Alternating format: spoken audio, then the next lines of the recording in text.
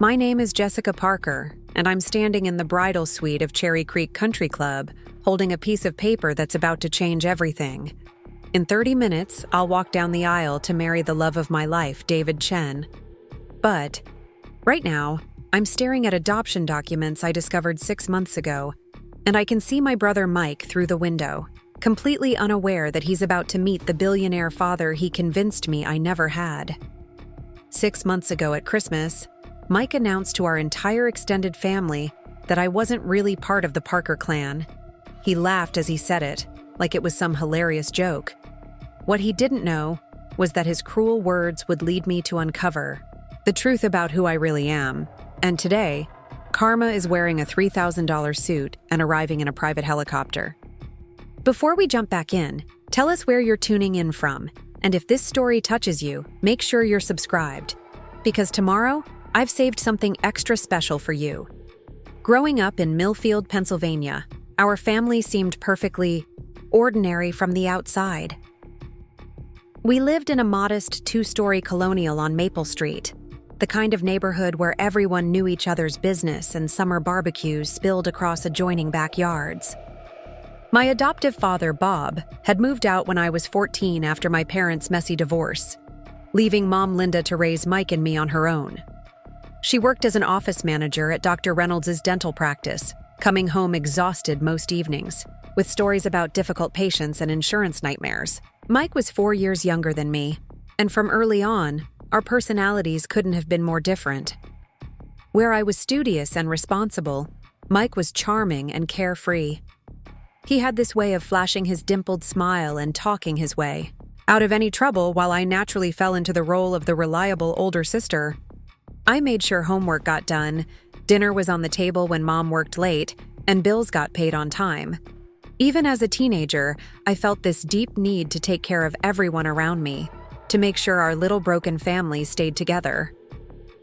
During high school, I worked part-time at the local grocery store, saving every dollar for college while Mike spent his afternoons playing video games or hanging out with friends.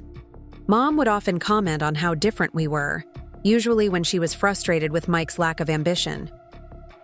"Jessica just has that drive," she'd say. "Some people are born with it, and others have to learn it the hard way." I always assumed she meant that I'd inherited Dad's work ethic, though looking back, there were subtle comments that should have made me question things sooner. After graduating from Penn State with a marketing degree, I stayed local for several years, working at a small advertising firm in nearby Lancaster. Those were comfortable years in many ways. I lived in a 1-bedroom apartment just 20 minutes from Mom's house, and Sunday dinners became our sacred tradition. I'd stop by the grocery store after church, pick up ingredients, and spend the afternoon cooking for the 3 of us. Mike would usually wander downstairs around the time food was ready, still in pajamas, offering minimal help but maximum appetite. Those Sunday gatherings gave me a sense of purpose and connection that I craved.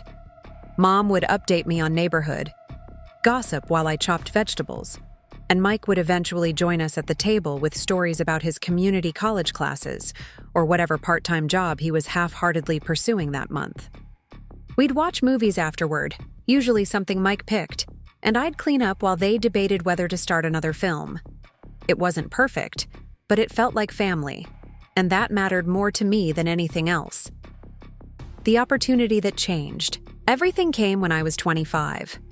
Harrison Marketing Solutions, a prestigious firm based in Denver, recruited me after seeing some campaign work I'd done for a regional client. The salary they offered was nearly double what I was making in Lancaster, and the position came with real advancement potential in a growing company. For the first time in my life, I had the chance to build something significant for myself, to step out of the caretaker role and focus on my own ambitions. The decision to move wasn't easy. Mom's face fell when I shared the news over one of our Sunday dinners, though she quickly recovered and insisted she was proud of my success. "Denver's so far away," she said quietly, stirring her coffee absently. "But I suppose opportunities like this don't come along often." Mike seemed genuinely excited for me, jumping up to give me a congratulatory hug. Go show them what us Parkers are made of, he said with that trademark grin. Just don't forget about us little people when you're running some big corporation. The move to Denver was both exhilarating and terrifying. I found a beautiful apartment in a downtown high-rise with stunning mountain views, something I never could have afforded back in Pennsylvania. The work was challenging and rewarding, and I threw myself into building my career with the same dedication I'd once devoted to holding my family together. For the first time, I was able to focus entirely on my own goals without worrying about whether everyone else was okay. But distance didn't diminish my sense of responsibility toward my family. If anything, being successful while they struggled made me feel more obligated to help. The first request came just 3 months after my move, when Mom called in tears about her car breaking down. The transmission had failed completely, and she didn't have the $4,000 needed for repairs. Without hesitation, I transferred the money immediately, grateful that I was finally in a position to solve problems instead of just worrying about them. 2 months later, it was Mike's turn. He'd started taking classes at the local community college, something that filled me with hope for his future. But he needed a reliable laptop for his coursework, and Mom couldn't afford the expense on top of her other bills.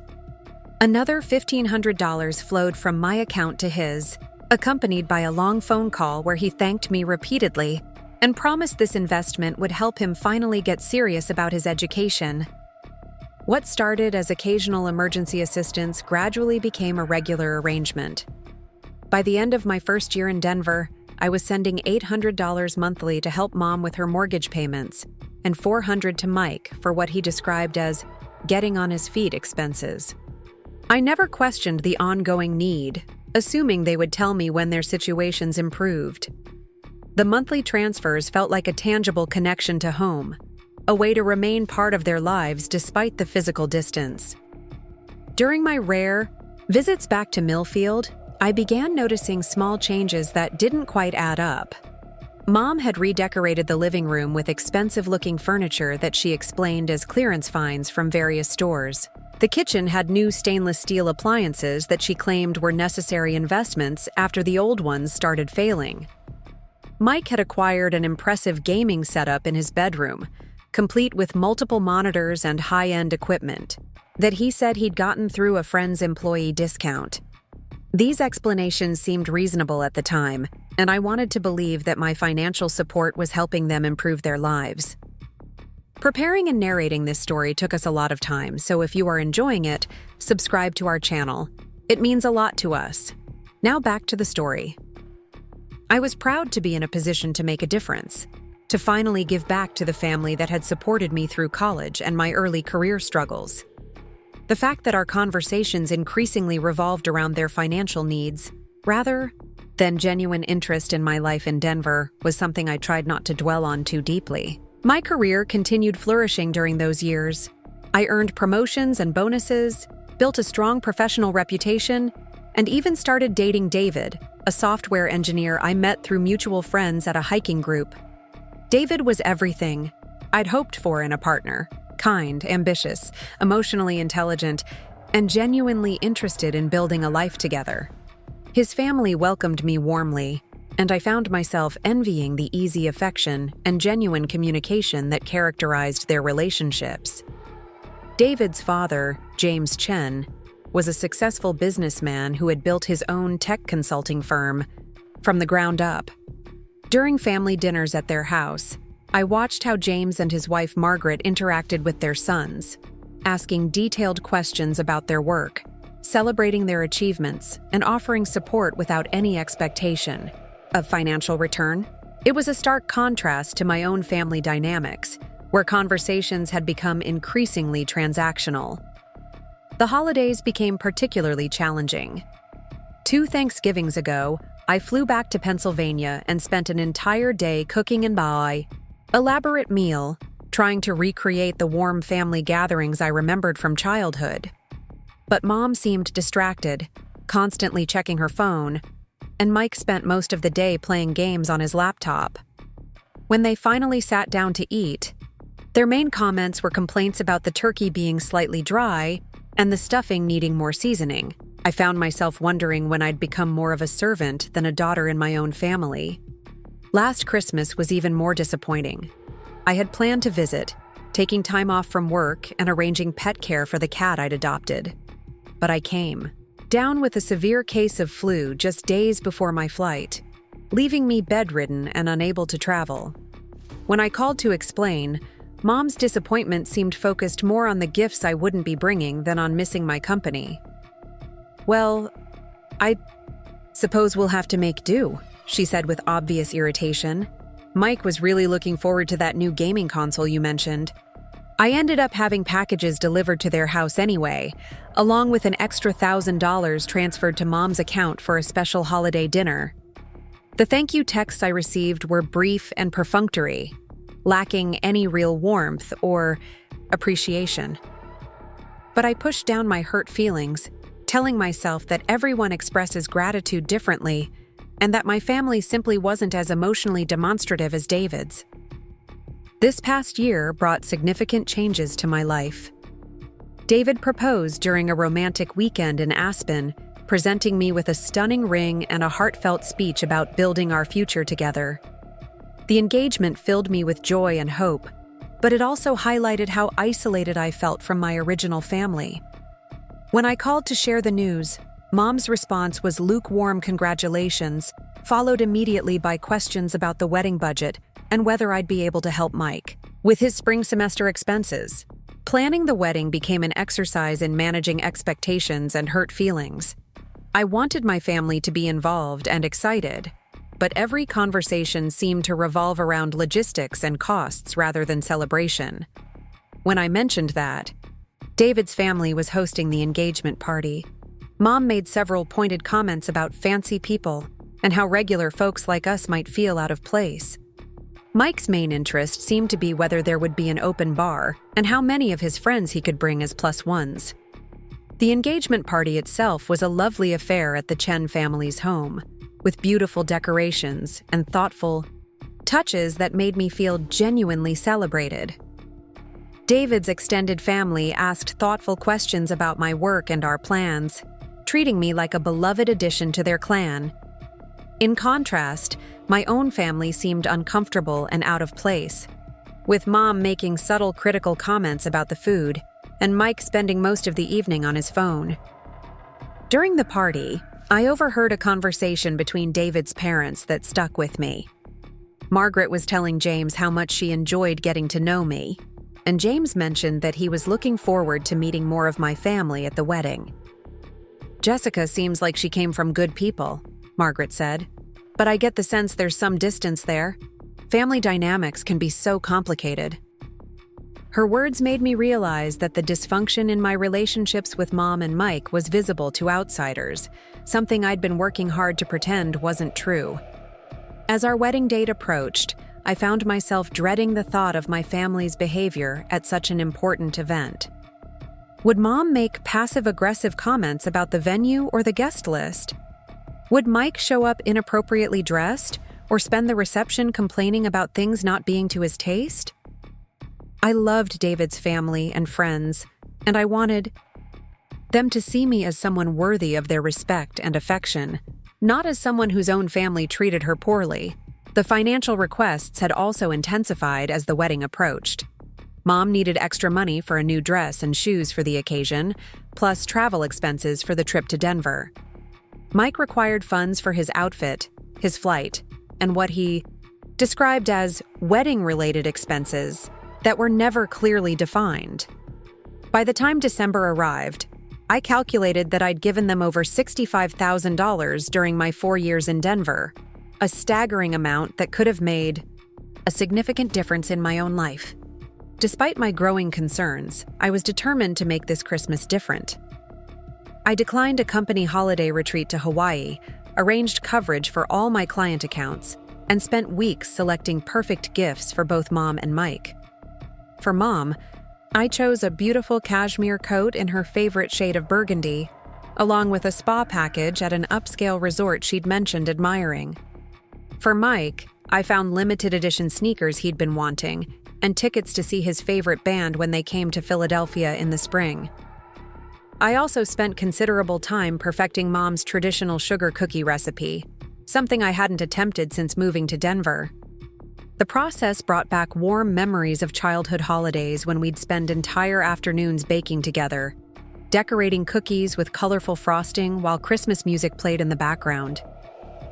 I hoped that bringing homemade cookies would remind everyone of those happier times and help rebuild the emotional connection that seemed to have eroded over the years. The drive from Denver to Millfield took 2 days due to winter weather conditions, but I didn't mind the extended journey. Christmas music played softly on the radio, and I felt hopeful about the visit in a way I hadn't for years. My car was loaded with carefully wrapped presents, homemade cookies in decorative tins, and a heart full of optimism about reconnecting with my family during this special season. I'd spoken with Mom several times during the trip, updating her on my progress and estimated arrival time. Her responses seemed oddly formal and distant, lacking the excitement I would have expected about my first Christmas visit in 2 years. When I mentioned bringing gifts for everyone, she seemed almost uncomfortable. "You didn't need to go overboard," she said stiffly. "We're keeping things simple this year." But I attributed her reaction to financial stress and looked forward to surprising them with my thoughtful selections. The familiar streets of Millfield looked exactly as I remembered, decorated with the same modest holiday displays that had charmed me as a child. Driving through my old neighborhood brought back countless memories of sledding hills, Halloween, adventures, and summer evening games of hide and seek that stretched until well past dark. This was home, the place where I'd been loved and cared for, and I was finally returning to reclaim that sense of belonging. Pulling into the driveway of 847 Maple Street, I immediately noticed several cars I didn't recognize parked along the street and in the driveway. Mom's familiar blue Honda was there, but so were a red SUV, a black sedan, and what appeared to be a brand new luxury sports car. The house itself looked more elaborately decorated than I remembered from previous years, with professional-looking light displays and elegant wreaths on both the front door and windows. Through the front windows, I could see the living room filled with people, far more than the small family gathering I'd been expecting. The Christmas tree was enormous and beautifully decorated, surrounded by what appeared to be dozens of wrapped presents. The dining room table was set with fine china and crystal glasses, suggesting a formal dinner party rather than the casual family meal I'd anticipated. My heart began beating faster as I realized I was walking into something much larger and more significant than anyone had mentioned. But I pushed down my anxiety, reminding myself that surprises could be wonderful things. Maybe Mom had planned a special celebration to welcome me home, or perhaps extended family had decided to join us. Unexpectedly, I gathered my gifts and cookies, took a deep breath of the crisp winter air, and walked up the familiar front steps with anticipation and love. The sound of laughter and clinking glasses grew louder as I approached the front door, balancing the tin of homemade cookies in one arm and the bag of carefully wrapped presents in the other. The porch light cast a warm glow over the familiar green door with its brass knocker, the same entrance I'd run through countless times as a child. I could smell the rich aroma of roasting turkey and hear what sounded like at least a dozen different voices engaged in animated conversation. I pressed the doorbell and waited, my breath forming small clouds in the December air. Through the frosted glass panels beside the door, I could see movement and shadows, people walking back and forth in what appeared to be party preparation mode. The anticipation was almost overwhelming. After 2 years of missed holidays and strained phone conversations, I was finally home for Christmas, ready to reconnect with the people who mattered most to me. The door opened to reveal Mom, but she looked completely different from the tired, overworked woman I'd grown accustomed to seeing. Her hair had been professionally styled in soft waves, her makeup was expertly applied, and she wore an elegant black dress I'd never seen before. Diamond earrings caught the light from the chandelier behind her, and she held a glass of what appeared to be expensive red wine. For a moment, she looked like a stranger playing the role of my mother. "Jessica," she said, her voice carrying an odd tone I couldn't quite identify. Her eyes darted quickly from my face to the gifts in my arms, then over my shoulder as if checking, to see if anyone had noticed my arrival. "I wasn't expecting you quite so early." "I made good time on the roads," I replied, shifting the cookie tin to get a better grip. "The weather cleared up once I got through Ohio. I brought your favorite sugar cookies, the ones with the almond extract like Grandma used to make." Mom's expression didn't soften the way I'd expected it to. Instead, she seemed almost uncomfortable, glancing back into the house where the sounds of the party continued. "That was thoughtful," she said mechanically, but she made no move to invite me inside or take any of the items from my arms. Through the doorway, I caught glimpses of people I didn't recognize. Well-dressed adults holding wine glasses, engaged, in sophisticated conversation that sounded nothing like the casual family gatherings I remembered. A woman in a designer suit was gesturing animatedly while telling what appeared to be an amusing story, and several people were laughing appreciatively. This wasn't the intimate family Christmas I'd been imagining during my long drive. "Mom, should I put these gifts under the tree?" I asked, nodding toward the bag in my hand. "I brought something special for you and Mike. Plus, I wasn't sure who else might be here, so I have a few extra things just in case." She hesitated for what felt like an eternity, her fingers tightening around her wine glass. "Jessica, this isn't really the best time for unexpected visits. We're having a dinner party tonight. Important people from my work and some of Mike's new connections. It's not really a family gathering." The words hit me like cold water. "Unexpected? Mom, I've been planning this visit for months. We talked about it on the phone just yesterday. I drove 2 days to get here for Christmas." "I thought you said you might try to come," she replied, her voice taking on a defensive edge. "I didn't realize you meant you were definitely coming. We've already made arrangements for tonight, and adding another person would really complicate the seating and the meal planning."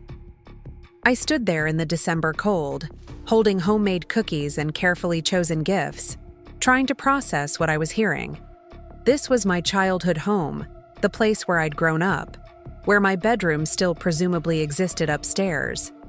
How could my presence be an inconvenience that would complicate anything? "I can help with whatever you need," I offered, desperation creeping into my voice. "I could cook or serve or just stay in my room if you don't want me to interrupt your party. I just want to be home for Christmas." Mom glanced back into the house again, and I could see her calculating something in her mind. "The thing is, Jessica, we've told people we're hosting this dinner to introduce Mike to some important business contacts. Having family complications tonight wouldn't send the right message about our stability and success." Family complications. The phrase felt like a physical blow. I had become a complication in my own family, an inconvenience that might embarrass them in front of their important guests. The little girl who had once helped decorate this very porch for Christmas, who had shoveled this same walkway every winter, was now unwelcome at the front door. "Where's Mike?" I asked, hoping my brother might have a different perspective on my surprise visit. "Maybe he wants to see me, even if you're too busy." "Mike is getting ready upstairs. He has a big opportunity tonight to meet some investors who might be interested in his new business venture. This dinner could change his entire future, and I won't have anything interfering with that." Business venture. Investors. The words swirled around in my head as I tried to reconcile them with the Mike I knew, the one who couldn't hold down a part-time job and spent most of his days playing video games. When had he developed business ambitions, and why was this the first I was hearing about it? "Mom, I've been sending money to help with expenses for 4 years. I've given you tens of thousands of dollars because I thought you needed help. Now, you're telling me you're hosting investor dinners and business meetings?" Her face flushed slightly, whether from embarrassment or anger I couldn't tell. "That money helped us get to this point," she said stiffly. "We used your support to build something better for ourselves.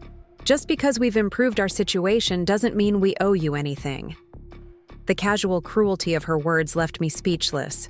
4 years of monthly transfers, emergency funds, extra holiday money, all dismissed as if I'd been paying rent rather than trying to help family members I loved. My generosity had been reframed as a business transaction, my care reduced to a service they'd purchased and no longer needed. "I just want to spend Christmas with my family," I said quietly, my voice barely audible over the party sounds from inside the house.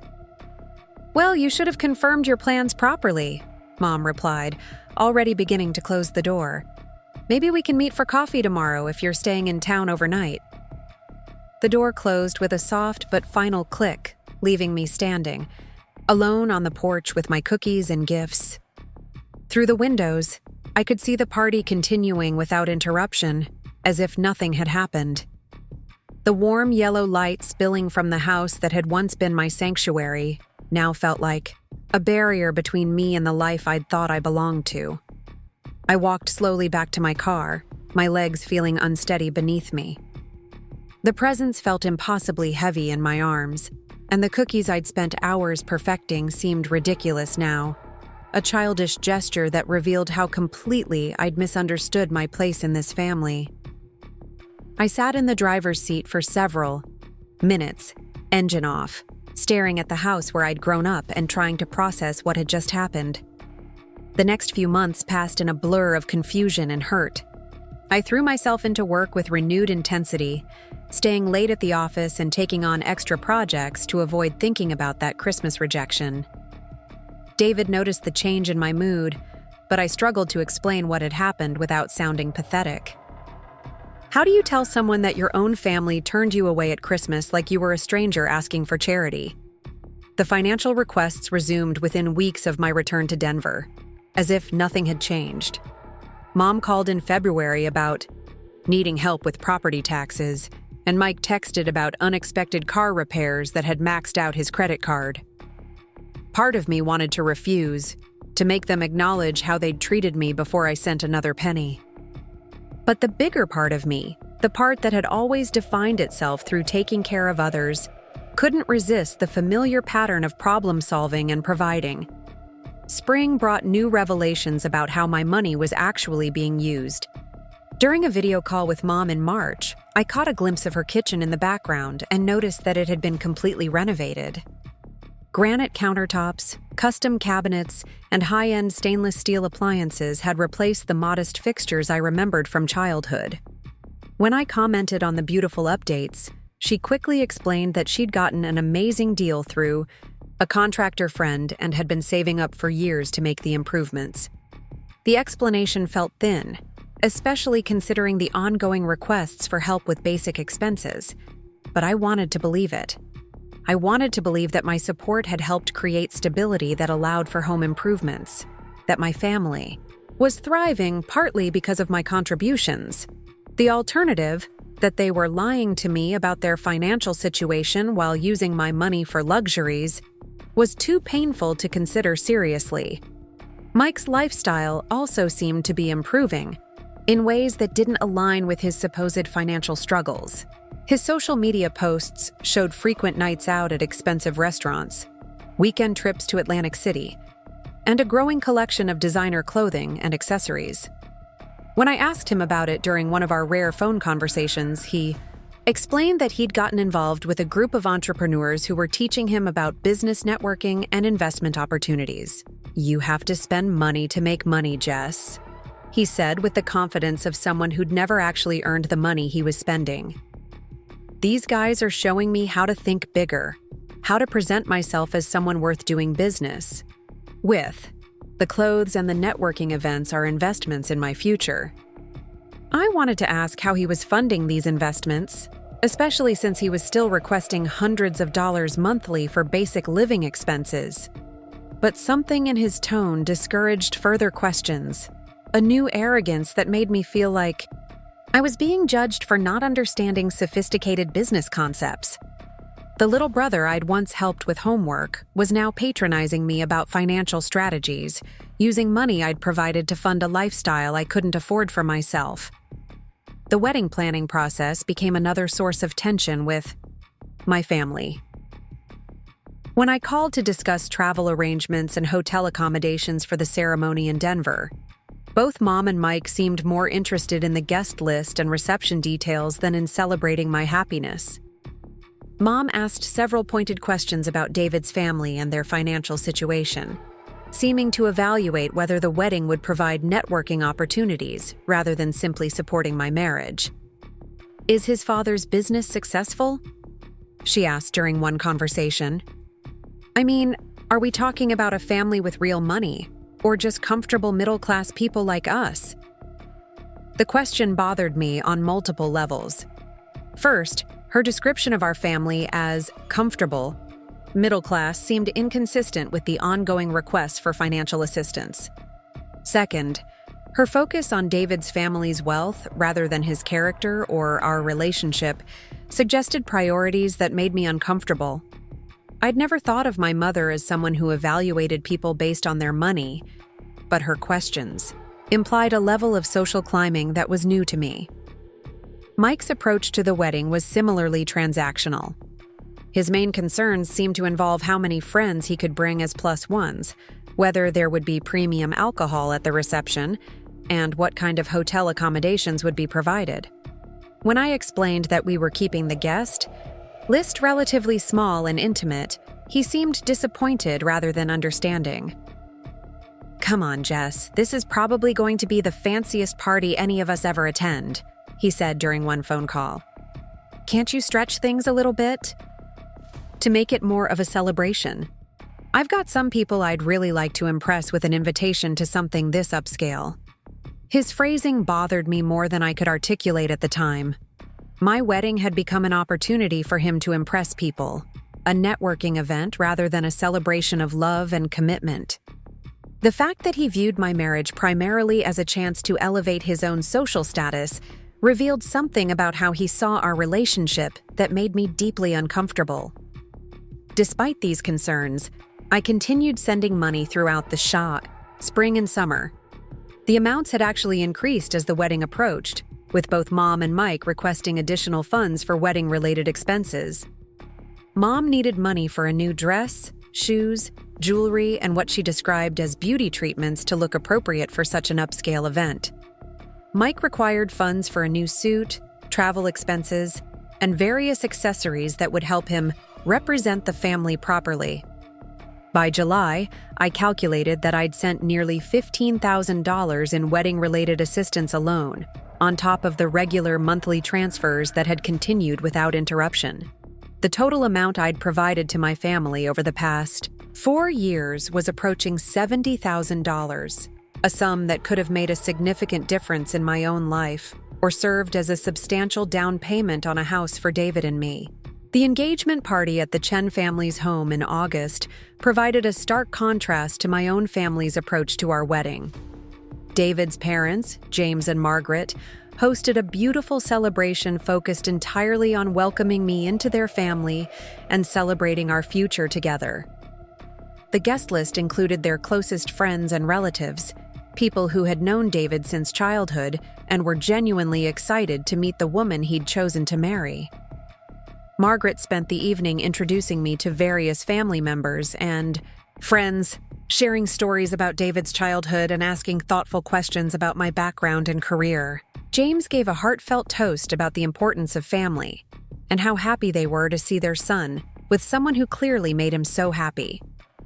The entire event felt warm and inclusive, focused on building connections rather than showing off wealth or status. My own family's behavior at the engagement party was notably different. Mom spent most of the evening making subtle comments about the house, the food, and the other guests, observations that felt more critical than appreciative. She seemed particularly interested in the expensive artwork and furnishings, asking questions about cost and provenance that made me uncomfortable. Mike was mostly focused on his phone, taking photos of himself at the party and posting them to social media with captions about high society events and moving in elite circles. During the party, I overheard a conversation between David's aunt and uncle that stayed with me for weeks afterward. They were discussing how much they enjoyed meeting me and how well-suited David and I seemed for each other. "She seems to come from good people," David's aunt said, though I get the sense there might be some family complexity there. The mother seemed a bit calculating, and the brother barely engaged with anyone. Their observations stung because it confirmed something I'd been trying to ignore. My family's behavior was noticeable to others, and not in a positive way. The people who mattered most to David could see that something was off about my family dynamics, and I felt embarrassed by the impression Mom and Mike had made on people whose opinions I valued. The months leading up to the wedding brought increasing anxiety about how my family would behave at the ceremony and reception. Would Mom make inappropriate comments about the venue, the food, or the other guests? Would Mike show up inappropriately dressed or spend the reception taking selfies instead of celebrating with us? I found myself dreading the thought of my two worlds colliding, worried that my family's behavior would reflect poorly on me in front of David's family and our friends. The financial requests also intensified as December approached. Mom called in late November saying she needed additional money for winter clothes, appropriate for a Colorado wedding, plus extra travel funds because flights had gotten more expensive. Mike texted about needing money for luggage, travel insurance, and what he vaguely described as networking opportunities he'd arranged around the wedding weekend. Think of it as an investment in the family's future, he explained during one phone call. I've got meetings set up with some potential business partners while I'm in Denver. This wedding could be the networking opportunity that changes everything for us. Once again, my wedding was being framed as an opportunity for Mike's advancement rather than a celebration of my happiness. The pattern had become so familiar that I barely questioned it anymore. But underneath my resigned acceptance was a growing resentment that I struggled to acknowledge even to myself. By December, as David and I finalized the last details of our wedding preparations, I found myself in the strange position of dreading my own family's attendance at what should have been the happiest day of my life. The people I'd supported financially and emotionally for years had become a source of stress and embarrassment, rather than joy and celebration. Something fundamental had shifted in our relationships, though I couldn't yet articulate exactly what had gone wrong or how to fix it. December arrived with an unexpected phone call that would change everything. I was reviewing final catering details for the wedding when my phone rang, showing a number I didn't recognize. The voice on the other end was professional and slightly hesitant. Miss Parker? This is Patricia Walsh from Millfield Family Services. I'm calling because we've had some unusual circumstances arise regarding old case files, and your name has come up in connection with an adoption that took place 29 years ago. My blood went cold. Adoption. The word seemed to echo in my ears as I tried to process what I was hearing. I think you might have the wrong person, I said slowly. I wasn't adopted. I'm Jessica Parker, daughter of Robert and Linda Parker. Yes, that's correct, Patricia continued gently. The adoption was handled through our agency in 1994, and due to some recent legal requirements about sealed records, we're required to notify all parties involved that information may be available upon request. I understand this might come as a shock. I sank into my desk chair, my legs suddenly unable to support me. Are you saying that my parents adopted me and never told me? I can't provide specific details over the phone, but if you'd like to schedule an appointment to review the available records, we can arrange that. Sometimes adoptive parents choose not to disclose the adoption immediately, planning to share the information when the child is older, and then time passes. The conversation lasted only a few more minutes, but it shattered everything I thought I knew about my identity. After hanging up, I sat in my office staring at my computer screen, unable to focus on wedding planning or work tasks. The woman I'd called Mom for 29 years had never given birth to me. The man I'd known as Dad wasn't my biological father. And Mike, the brother I'd supported and protected for years, wasn't actually my brother at all. Suddenly, so many things began to make sense.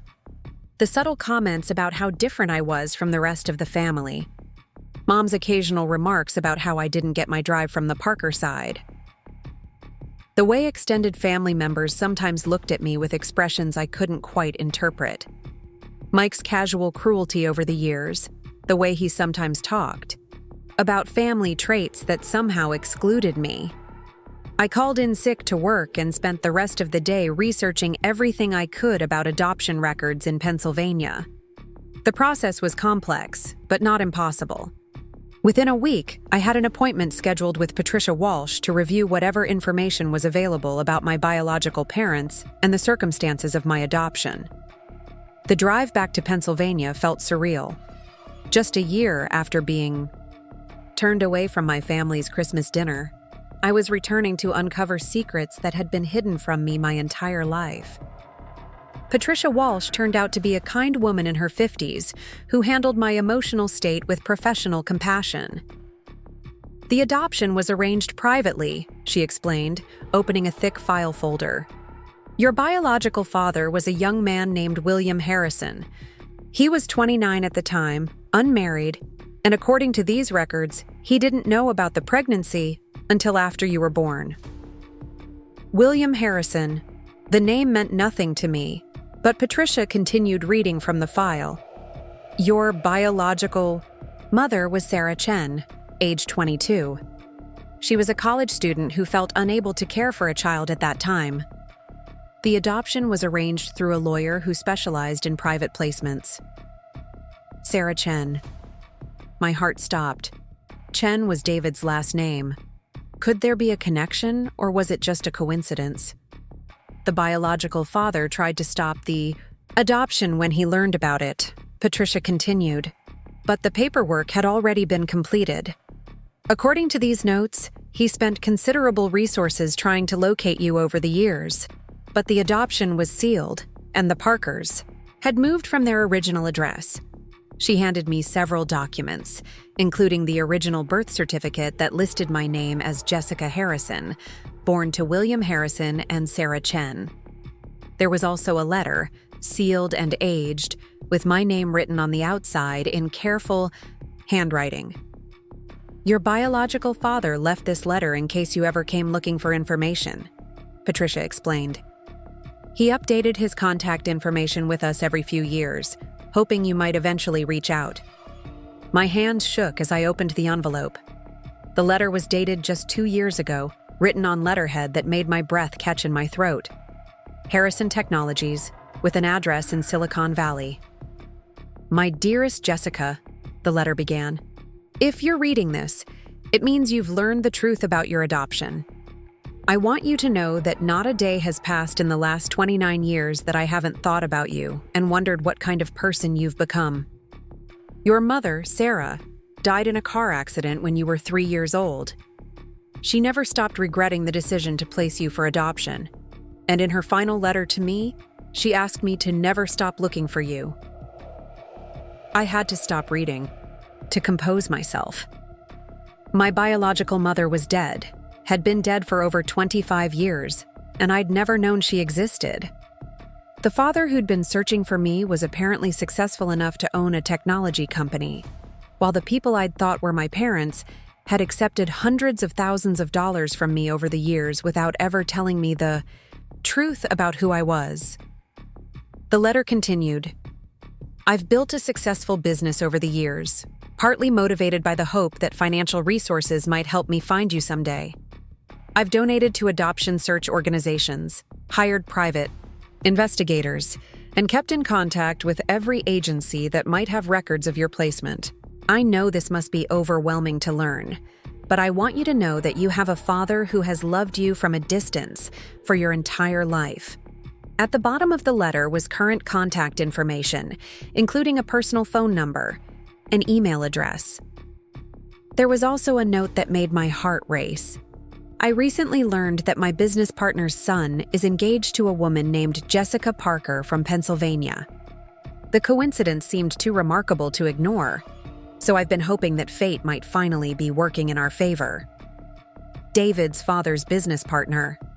The connection was real, and it was about to turn my wedding into something far more significant than I'd ever imagined. I spent the next several hours at a coffee shop near the family services office, reading and rereading the documents Patricia had provided. My entire identity had been built on lies, but not the kind of lies I'd expected. My biological father hadn't abandoned me. He'd been searching for me. My biological mother had loved me, but felt unable to care for me as a young student. The people I'd thought were my loving adoptive parents had hidden this information from me for nearly 3 decades. The most devastating revelation was understanding why Mike had always treated me differently. He'd known I wasn't really his sister. The casual cruelty, the way he'd sometimes excluded me from family conversations, the ease with which he'd taken my money over the years. It all made sense now. To him, I wasn't family at all. I was just someone gullible enough to pay his bills while he laughed behind my back.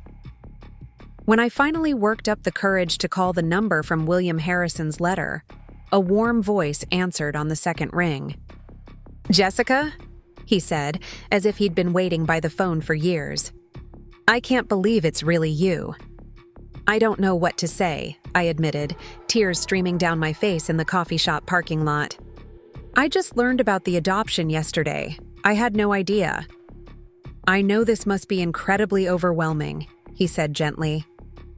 "I've been hoping for this phone call for 29 years, but I never wanted it to happen in a way that caused you pain." We talked for over an hour, and with each minute of conversation, I felt a connection I'd never experienced with the people I'd thought were my family. William, Bill, as he insisted I call him, was genuinely interested in my life, my career, my relationship with David. He asked thoughtful questions and listened to my answers with the kind of attention I'd craved from Linda and Mike for years. "I have to ask," I said toward the end of our conversation, "are you really James Chen's business partner?" Bill laughed, a sound filled with amazement rather than humor. "I am. And when James told me about David's fiancée from Pennsylvania, I had a feeling it might be too much of a coincidence to ignore. I've been carrying your adoption papers with me to your wedding, just in case." The irony was almost too much to process. The family that had rejected me and used me for money was about to attend my wedding, where they would unknowingly meet my billionaire biological father, the same people who had dismissed me as a complication, who had taken tens of thousands of dollars from me while hiding fundamental truths about my identity, were about to discover that the daughter they'd treated so poorly was actually the child of one of the most successful entrepreneurs in Silicon Valley. Over the following weeks, Bill and I spoke daily. He shared stories about his business, his life, and his decades-long search for me. He also told me about my biological mother, Sarah, showing me photos and sharing memories that helped me understand where I'd come from. Sarah had been brilliant, ambitious, and kind, qualities that Bill assured me I'd inherited in full measure. "She would be so proud of the woman you've become," he said during one of our conversations. "Your independence, your generosity, your strength, those all came from her." Learning about my true parentage also explained so much about my personality and capabilities. The drive and ambition that had always seemed foreign in the Parker household made perfect sense when viewed as inherited traits from 2 intelligent, successful people. My ability to build a career and manage finances responsibly wasn't something I'd learned from Linda and Bob Parker. It was something I'd inherited from parents who had valued education and hard work. As my wedding day approached, I found myself in the unique position of knowing exactly who would be in attendance and what would unfold when certain people met each other. Linda and Mike were planning to attend, presumably still expecting to, network with David's wealthy family and use the occasion to advance Mike's mysterious business ventures. They had no idea that David's father's business partner was my biological father, or that their years of exploitation and deception were about to be exposed in the most public way possible. Bill had offered to provide financial support for the wedding, wanting to contribute to his daughter's special day after missing so many years of her life. I'd declined, not because I didn't appreciate the gesture, but because I wanted to maintain control over the situation. This wedding was going to be my moment of truth, my opportunity to finally set the record straight about who I really was and what I would and wouldn't accept from the people who had raised me. The week before the wedding brought the usual flurry of final preparations and last-minute requests. Linda called to confirm her flight details and mentioned that she'd packed several business cards to network with other guests. Mike texted about meeting opportunities he'd arranged for the weekend, clearly still viewing my wedding as his personal advancement opportunity. Neither of them had any idea what was waiting for them in Denver. David knew about my recent discovery of the adoption and my connection to his father's business partner, but we'd agreed to let events unfold naturally rather than staging any kind of dramatic confrontation. The truth was dramatic enough on its own, and we both felt that the most powerful response to years of deception would be simple honesty. The rehearsal dinner took place at an elegant restaurant in downtown Denver, with both families mingling in what appeared to be a warm, celebratory atmosphere. Linda and Mike were on their best behavior, clearly impressed by the upscale venue and the obvious wealth of David's extended family. I watched them work the room, introducing themselves to various guests and collecting business cards with practiced efficiency. Bill was charming and gracious, engaging everyone in conversation without revealing his connection to me. To Linda and Mike, he was simply James Chen's successful business partner, someone worth impressing and potentially useful for future networking. They had no idea they were being evaluated by the man whose daughter they'd exploited for years. During the dinner, Mike pulled me aside for what he probably thought was a bonding moment between siblings. "Jess, you really landed in the right family here," he said, gesturing toward the room full of successful, well-dressed people. "David's connections could open a lot of doors for all of us. I've already got 3 people interested in hearing about my business proposals." His assumption that my marriage would somehow benefit him financially was exactly the kind of entitled thinking I'd come to expect. Even at my own rehearsal dinner, Mike was focused on what he could gain rather than celebrating my happiness. "I'm glad you're enjoying the evening," I replied carefully, not wanting to reveal anything before the appropriate moment. "Mom's pretty excited too," he continued. "She's been talking to some of the women about possibly expanding her social circle, maybe joining some of their charity organizations. Moving in these kinds of circles could really change things for our family." Our family. The phrase stung more than it should have, now that I knew Mike and I weren't actually related. His casual assumption that my success should automatically elevate his social status revealed everything I needed to know about how he viewed our relationship. The rehearsal dinner ended with traditional toasts from both sets of parents. James Chen spoke beautifully about marriage and family, welcoming me warmly into their clan. Linda's toast was shorter and focused more on the beautiful venue and elegant celebration than on David and me personally. She managed to work in several mentions of her own hospitality and the family values she'd instilled in me, taking credit for qualities she'd had nothing to do with developing. That night, alone in my hotel room, I held the adoption papers Bill had given me and prepared for what would be the most significant day of my life for reasons beyond just getting married. Tomorrow, the truth would finally come out, and the people who had spent years taking advantage of my generosity would learn exactly who they'd been dealing with. The morning of my wedding dawned clear and bright, with stunning mountain views visible from every window of the bridal suite. As I went through the familiar rituals of hair and makeup, I felt a sense of calm purpose that surprised me. This wasn't about revenge or public humiliation. It was about truth and justice, finally aligning in a way that would speak for itself. Linda and Mike had arrived at the venue early, clearly planning to maximize their networking opportunities before the ceremony began. I could see them through the bridal suite windows, working the pre-ceremony cocktail hour with practiced efficiency, collecting business cards and making connections with the kind of people they'd always wanted to impress.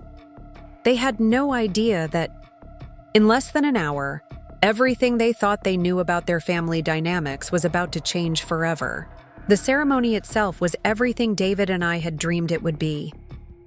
Standing at the altar in my flowing white gown, surrounded by friends and family who genuinely cared about our happiness, I felt a sense of completion that had nothing to do with the dramatic revelations waiting in the wings. David looked handsome and nervous in his perfectly tailored tuxedo, and when we exchanged vows, the words carried extra weight because I finally knew who I truly was. From my position at the altar, I could see Linda and Mike in the third row, both dressed in their finest clothes and looking appropriately impressed by the elegant venue and distinguished guest list. Linda wore the expensive dress she'd purchased with money I'd provided, and Mike sported what appeared to be a brand new designer suit that had undoubtedly been funded by one of his recent financial requests. They looked like successful, sophisticated family members, playing their parts perfectly for an audience that included some of Denver's most prominent business leaders. Bill Harrison sat with the Chen family, looking distinguished and proud as he watched his newly discovered daughter get married. To everyone else in the room, he was simply James Chen's business partner and close friend. But to me, he represented the father I'd always wished for, someone who valued integrity over appearances and genuine connection over financial advantage. The ceremony concluded with the traditional kiss and recessional, and as David and I walked back down the aisle together as husband and wife, I caught Linda's eye and saw the calculating look she always wore at events like this.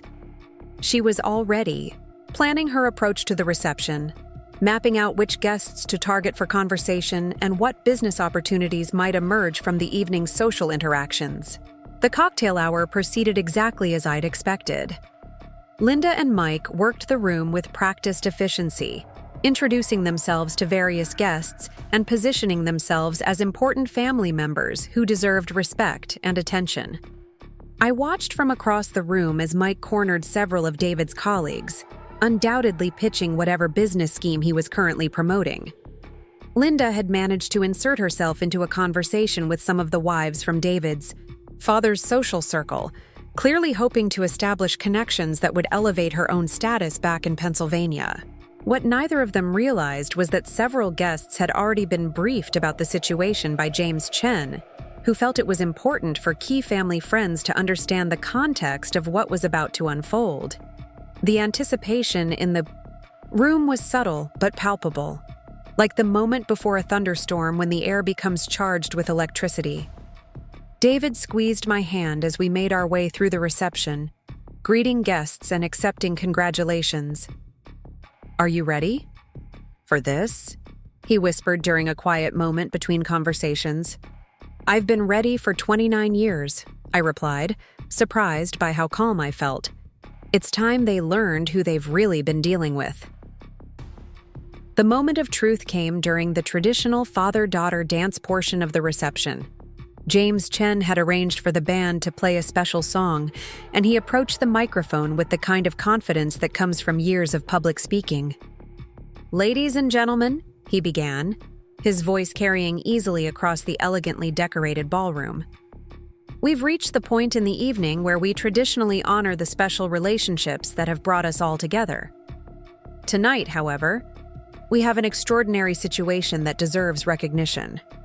Linda and Mike looked up from their respective conversations, clearly expecting some generic speech about marriage and family bonds.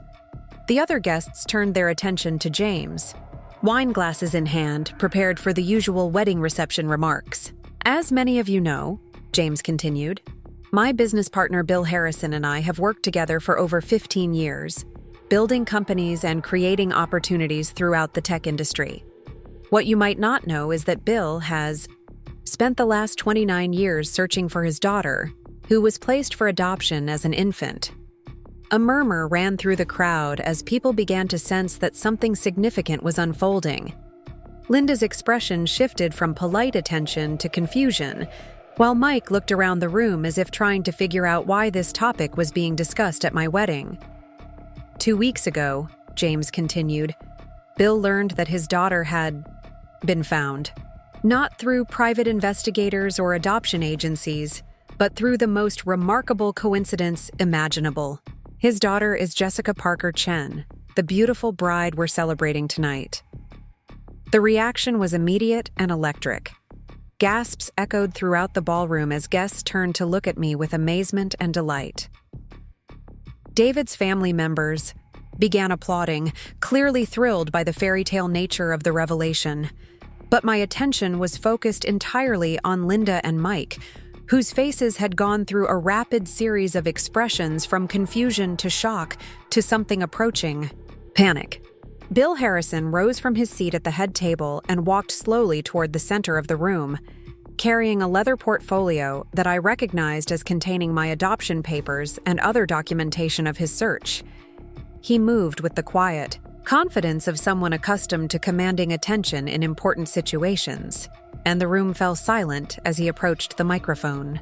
"Thank you, James," Bill said, his voice warm but carrying an undertone of steel that suggested this moment was about more than just reunion joy.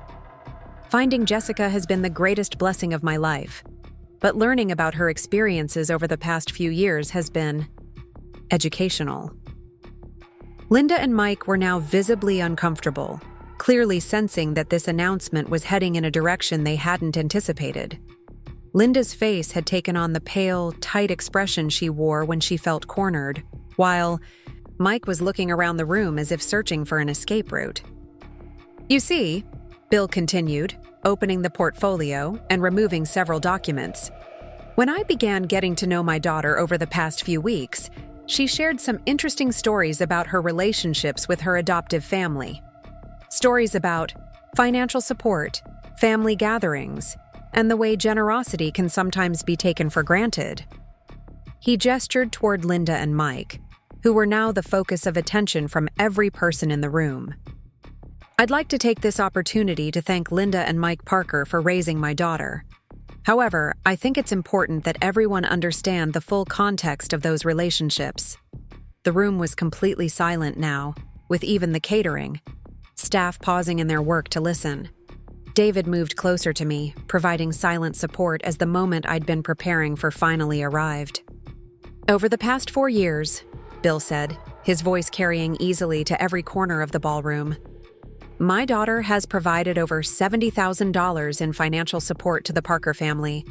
Monthly transfers, emergency assistance, holiday, gifts, and wedding-related expenses, all given out of love and a sense of family obligation." Several guests turned to look at Linda and Mike with expressions that ranged from curiosity to disapproval. The amount was staggering in the context of a wedding reception, and people were beginning to understand that this wasn't just a heartwarming reunion story. "Last Christmas," Bill continued, "Jessica drove 2 days from Denver to Pennsylvania, carrying homemade cookies and carefully selected gifts, hoping to spend the holiday with the people she considered family. She was turned away at the door because her presence would complicate a dinner party they were hosting with her money." The collective intake of breath from the wedding guests was audible. Several people were now staring openly at Linda and Mike, who looked like they wanted to disappear into the floor. Linda had gone completely white, while Mike was actually backing toward the exit, as if planning to flee the reception entirely. "But the most interesting discovery," Bill said, his voice taking on the tone of someone delivering a business presentation that everyone needed to hear, came when Jessica learned that she had been adopted, information that had been kept from her for 29 years. Information that might have explained why she always felt like an outsider in her own family, why her generosity was taken for granted, and why her emotional needs were consistently dismissed. He opened the adoption papers and held them up for the room to see. "These documents show that Jessica Harrison was born to William Harrison, that's me, and Sarah Chen, who died in a car accident when Jessica was 3 years old. The adoption was arranged without my knowledge, and I've been searching for my daughter ever since." The room was completely still as the implications of this revelation sank in. Not only was the bride the long-lost daughter of a billionaire, but the people who had raised her had hidden this information while systematically exploiting her financially for years. "Now," Bill said, turning to address Linda and Mike directly, "I understand that Mike Parker announced at last year's Christmas gathering that Jessica wasn't really family. I'd like to take this opportunity to clarify that situation. Mike looked like he was about to be sick, while Linda appeared to be calculating whether she could somehow salvage the situation. Both of them were clearly realizing that they were being publicly called to account for their behavior in front of a room full of influential people whose opinions could affect their future opportunities. "Jessica Parker Chen is my daughter," Bill announced firmly.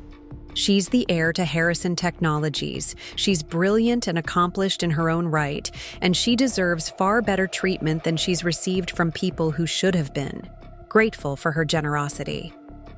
He closed the portfolio and looked directly at Linda and Mike. "I want to thank you both for attending this celebration. Your presence here tonight has allowed me to meet the people who raised my daughter and to understand exactly what kind of environment she grew up in." The implication was clear, and several guests were now whispering among themselves as they processed the drama unfolding before them. Linda and Mike had gone from being networking opportunities to social pariahs in the span of 5 minutes, and everyone in the room understood exactly why. David stepped forward and took the microphone from Bill. "I think everyone can understand why Jessica and I wanted this information to be shared tonight. Marriage is about honesty. Family is about genuine love and support. And we wanted to start our life together by celebrating truth rather than maintaining comfortable lies." He looked at Linda and Mike with an expression that was polite, but unmistakably dismissive. "We hope you'll understand that our future family gatherings will prioritize people who value Jessica for who she is rather than what she can provide financially." The band resumed playing, but the social dynamics of the reception had been permanently altered. Guests approached Bill with congratulations and questions about his business, clearly recognizing his status and importance.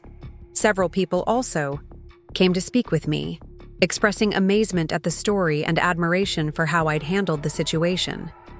Linda and Mike, meanwhile, found themselves increasingly isolated. The guests who had been interested in networking with them earlier in the evening were now keeping their distance, clearly uncomfortable with being associated with people who had been publicly revealed as exploitative and dishonest.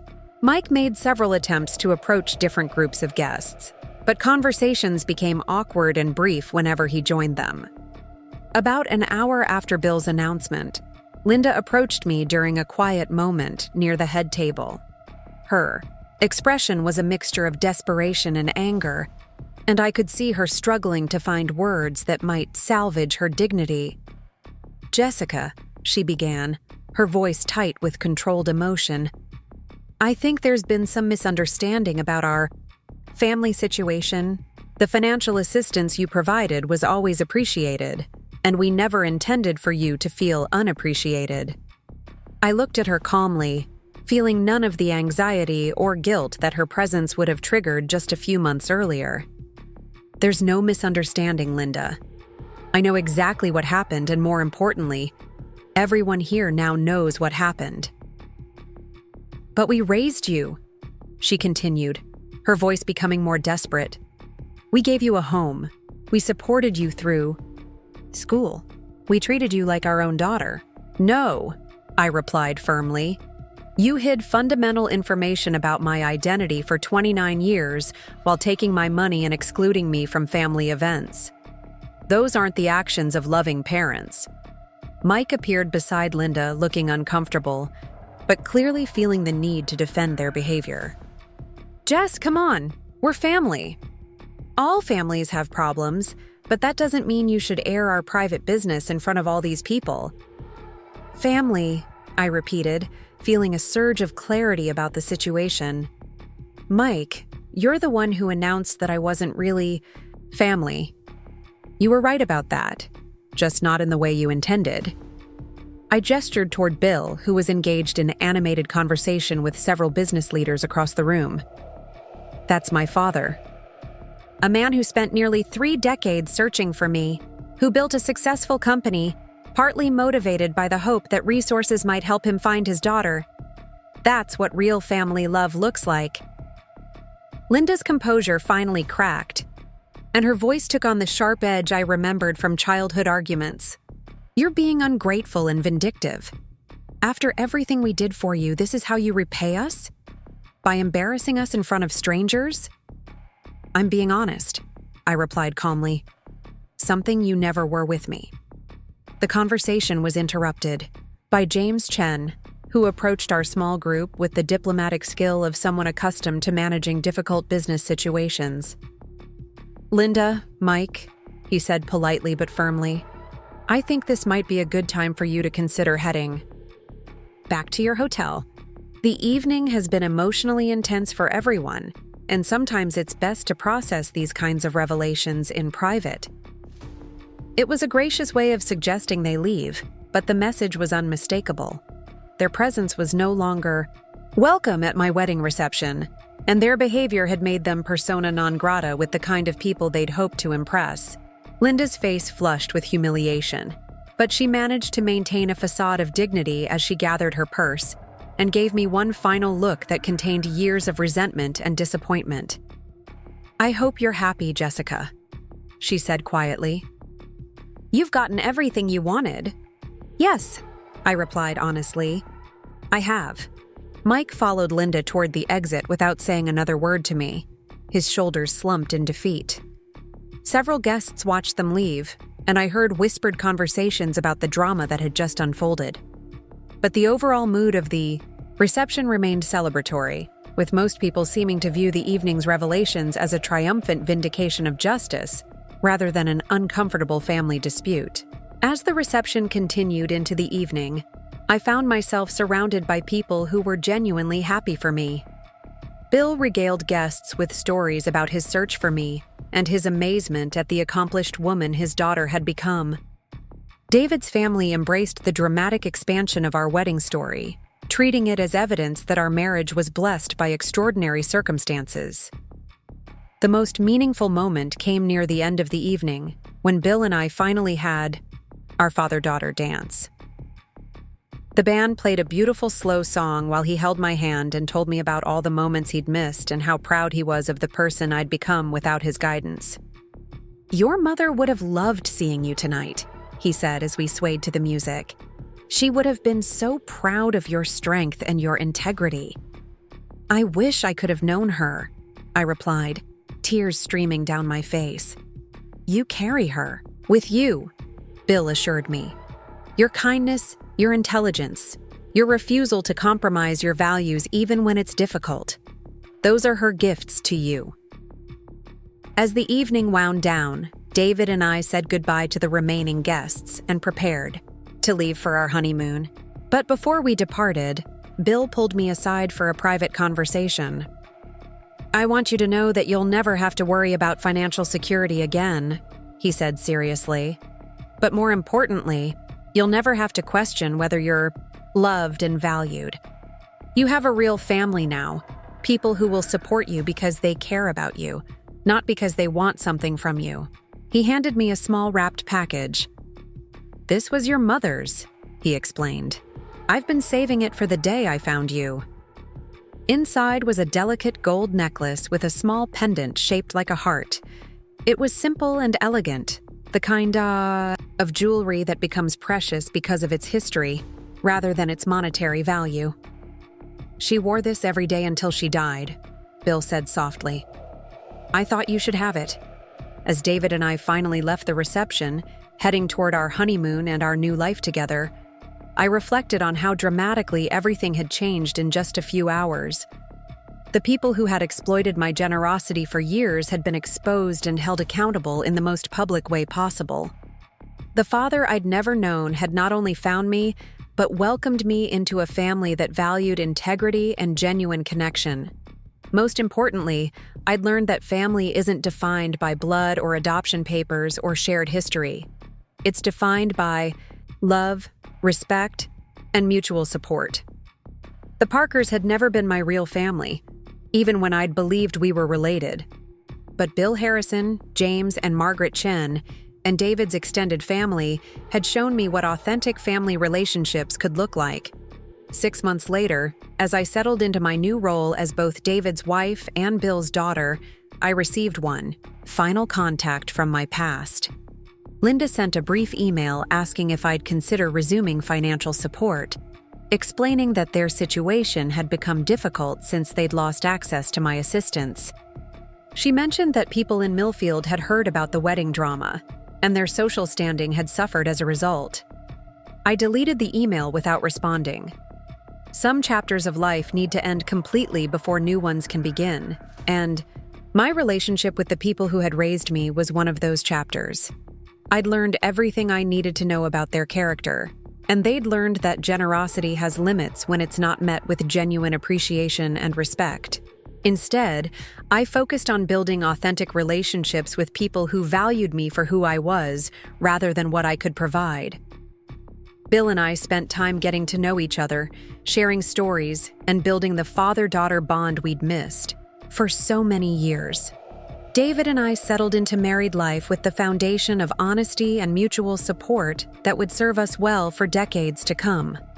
The wedding video, which captured Bill's dramatic announcement and the revelation about my true identity, became something of a legend in Denver social circles.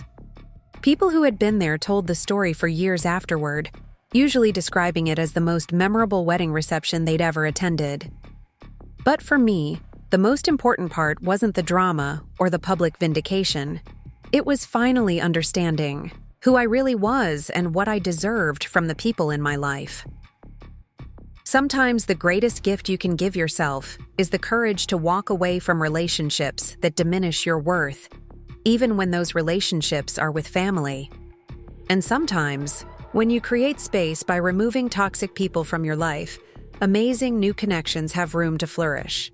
My story began with rejection and betrayal, but it ended with love, truth, and the kind of family bonds that are built on genuine care rather than obligation or exploitation. The honeymoon in Tuscany felt like stepping into a different life entirely. David and I spent 2 weeks exploring vineyard-covered hills, ancient cities, and coastal villages, but more than the beautiful scenery, I was struck by how peaceful I felt for the first time in years. There were no urgent phone calls about financial emergencies, no guilt-inducing messages about family obligations, and no underlying tension about whether I was doing enough for people who never seemed satisfied with my efforts. During quiet, evenings on terraces overlooking rolling countryside, David and I talked extensively about what had transpired at our wedding and what it meant for our future together.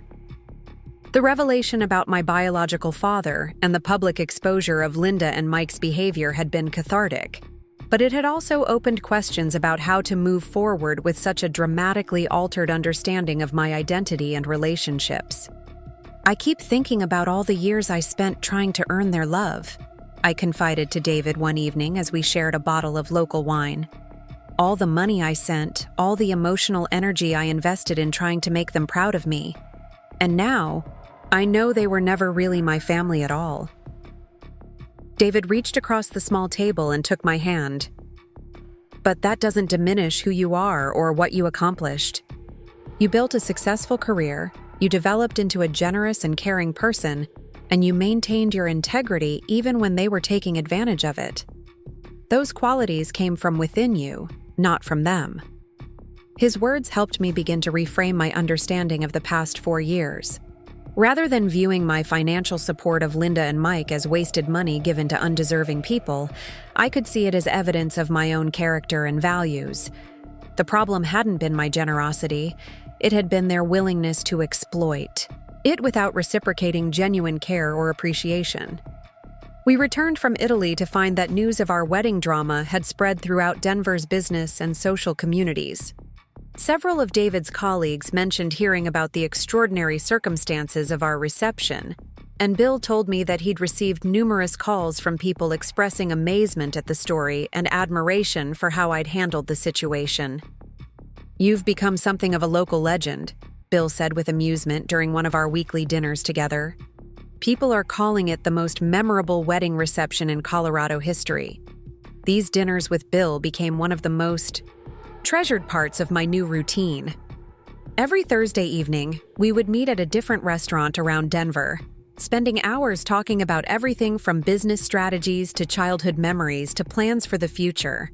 He shared stories about my biological mother, Sarah, that helped me understand aspects of my personality that had never made sense in the context of the Parker family dynamics.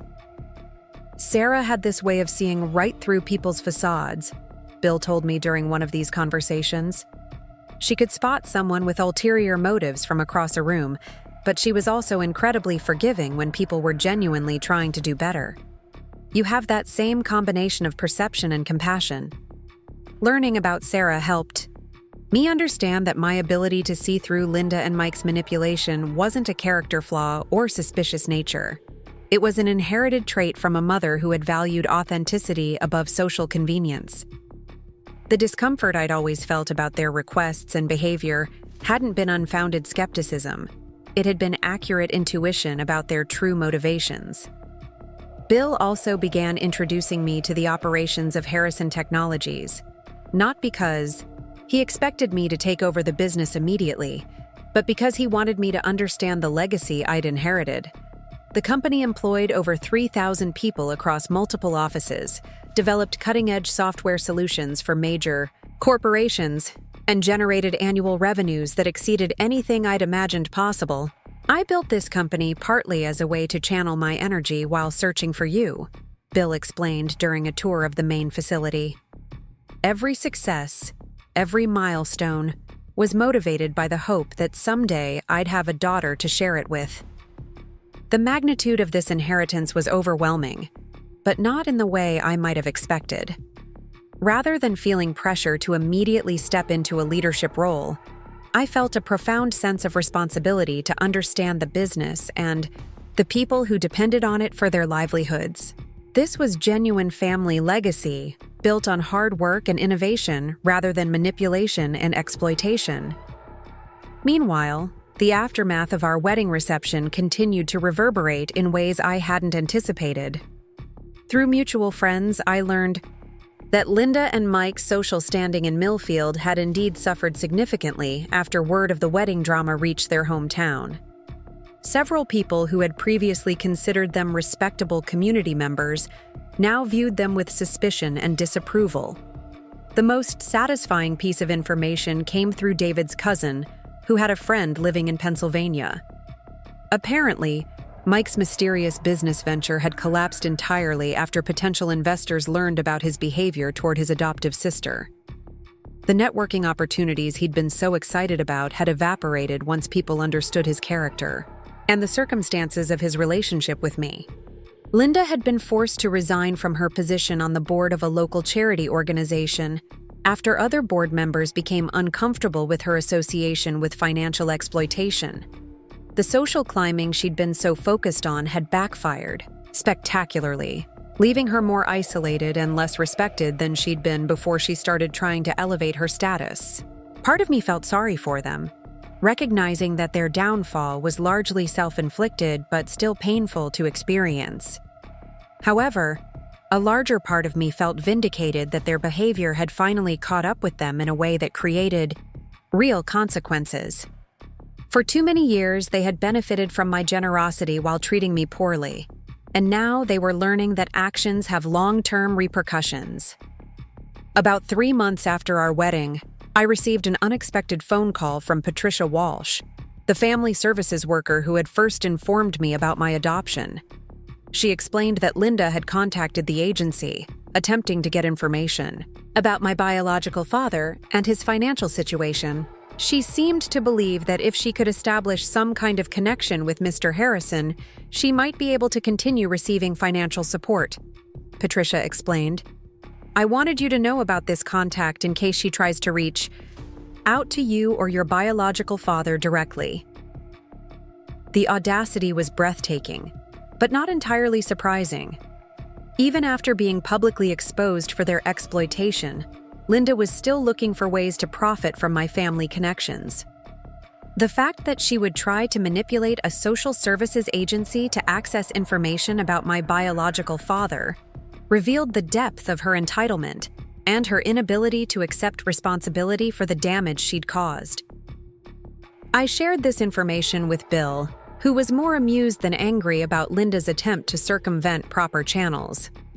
"Let her try," he said with the confidence of someone who had dealt with far more sophisticated manipulation attempts in the business world.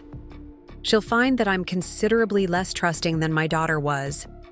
As spring turned to summer, I began working part-time at Harrison Technologies, learning about different aspects of the business while maintaining my position at the Denver marketing firm.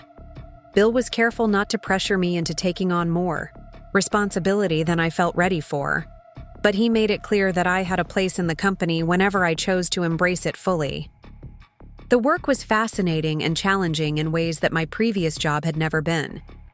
Instead of creating marketing campaigns for other people's products, I was helping to develop strategies for innovations that could genuinely improve people's lives. The sense of purpose was intoxicating, and I began to understand why Bill had been so successful in building the company from nothing. During this period, I also began volunteering with an organization that helped people escape financially. Abusive relationships. My experience with Linda and Mike had given me insight into how manipulation and exploitation could develop gradually, making victims feel responsible for their own mistreatment.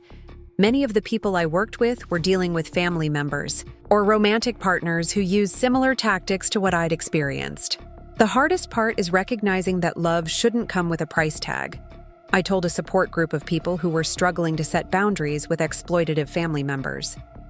When someone truly cares about you, they don't keep track of what you've given them or make you feel guilty for having boundaries. These volunteer experiences helped me process my own journey while providing perspective on how common financial abuse actually was within families. My story wasn't unique in its basic elements, but the dramatic resolution at my wedding reception had given it a fairy tale quality that inspired other people to believe they could also break free from toxic family dynamics. One of the most meaningful connections I made during this period was with another woman named Rachel, whose brother had been systematically draining her savings account for years, while promising to pay her back for various business ventures that never materialized. Her situation was remarkably similar to mine, except that she hadn't yet found the courage to cut off financial support entirely. "But he's my brother," Rachel would say during our conversations, echoing the same justifications I'd used for years. "Family is supposed to help each other, right?" "Family is supposed to be mutual," I would reply gently. "If you're the only one giving and he's the only one taking, that's not family. That's a business arrangement where you're getting a bad deal." Helping Rachel and others like her gave me a sense of purpose that went beyond my professional responsibilities or my inheritance. The pain I'd experienced at Linda and Mike's hands could serve a meaningful function if it helped other people recognize and escape similar situations before they lost as much time and money as I had. By fall, I had made the decision to transition full-time to Harrison Technologies, taking on a vice president role that allowed me to oversee several key departments while continuing to learn about other aspects of the business.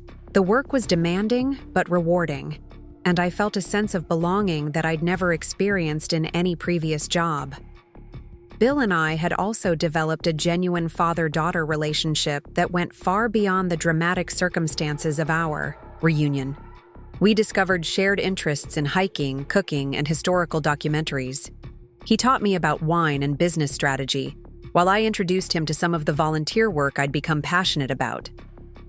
Our Thursday dinners had expanded to include weekend activities and holiday celebrations that felt natural and comfortable. The first Christmas after our wedding was particularly meaningful. Bill hosted a gathering at his beautiful home in the UC foothills outside Denver, inviting David's family and several close friends from both our professional and personal lives. The contrast with the Christmas rejection I'd experienced just 2 years earlier was stark and wonderful. Instead of feeling like an outsider begging for inclusion, I was surrounded by people who genuinely enjoyed my company and valued my contributions to their lives. Instead of walking on eggshells and trying to avoid conflict, I could relax and be myself without fear of judgment or exploitation. Instead of giving gifts to people who barely acknowledged them, I was exchanging thoughtful presents with people who had taken time to select items that reflected their understanding of my interests and personality. During the Christmas dinner, Bill stood to make a toast that brought tears to my eyes. Last year at this time, I was spending another holiday wondering where my daughter was and whether she was happy, he said, raising his glass. This year, I'm surrounded by the family I always hoped for, including the remarkable woman who has brought so much joy and purpose to my life. The response from Linda and Mike to my new circumstances was exactly what I might have predicted. In late January, I received a lengthy email from Linda that attempted to rewrite the history of our relationship while positioning herself as the victim of unfair treatment. The email began with accusations that I had been ungrateful and vindictive, followed by detailed justifications for every request for financial assistance over the years. According to Linda's version of events, she had been a devoted mother who had sacrificed everything for my well-being, and my recent behavior was evidence of character flaws that proved she had failed in raising me properly. The middle section of the email focused on the financial hardships she and Mike were experiencing as a result of losing access to my support. She described overdue bills, threatened evictions, and social embarrassment in terms that were clearly designed to provoke guilt and sympathy. The implication was that I had a moral obligation to resume financial assistance regardless of our personal disagreements. The final portion of the email was the most revealing, containing thinly veiled threats about contacting Bill directly or sharing information about my adoption with business associates who might not approve of family drama. Affecting professional relationships, Linda seemed to believe that she could leverage my new status and connections to continue extracting money from me, just through different channels. I read the entire email twice, then deleted it without responding. Every sentence confirmed that Linda had learned nothing from the public exposure at my wedding reception and had no intention of taking responsibility for her behavior. Her focus remained entirely on what she could gain from me, rather than acknowledging the harm she had caused or expressing genuine remorse for her actions. The lack of response seemed to infuriate her, because within a week I received another email that was shorter but more desperate in tone. This message focused primarily on Mike's situation, describing him as severely depressed and struggling to find employment after his business ventures had failed. Linda implied that his mental health problems were my fault for cutting off financial support at such a crucial time in his life. This emotional manipulation tactic was familiar from years of similar appeals, but it no longer had any power over me. I recognized that Linda was trying to use my natural compassion against me, banking on the idea that I would feel responsible for Mike's well-being even after learning that we weren't actually related and that he had participated in exploiting my generosity for years. Instead of feeling guilty, I felt anger at the continued attempt to manipulate me even after everything that had been revealed about their behavior. The assumption that I would resume sending money to people who had treated me so poorly was insulting and demonstrated a complete lack of understanding about the consequences of their actions.